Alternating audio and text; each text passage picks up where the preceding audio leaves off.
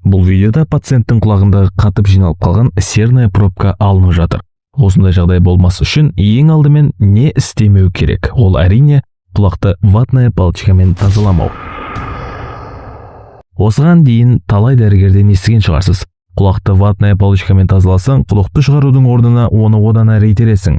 Бұл мен толықтай келісем. Бірақ кейбір адамдар мен итак құлағымды онымен тазаламаймын, бірақ сонда да менде пробка түзіліп тұрады. Демек сізде бірінші, сыртқы есту жолыңыз анатомиялық тұрғыдан тар немесе ирелең болып орналасқан. Екінші, құлық бөлетін бездің гиперсекрециясы, яғни көп құлық бөліну жағдайы.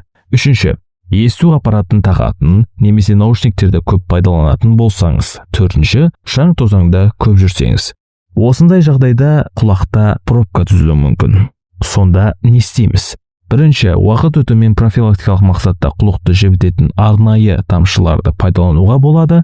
Екінші, душ қабылдап жатқанда жылы сумен құлақтың ішіне бағыттау арқылы жууға болады. Үшінші, құлақ гигиенасын сақтау.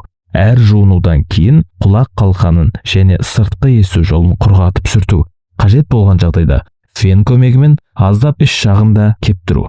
Бұл ұсыныстар тек құлақ пердесі бүтін және қабыну процесі болмаған жағдайда ғана ұсынылады.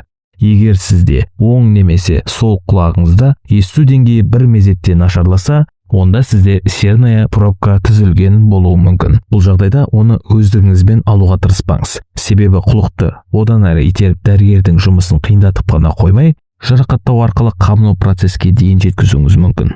Сондықтан бұл проблемалармен тек қана лор дәрігеріне көрініңіз.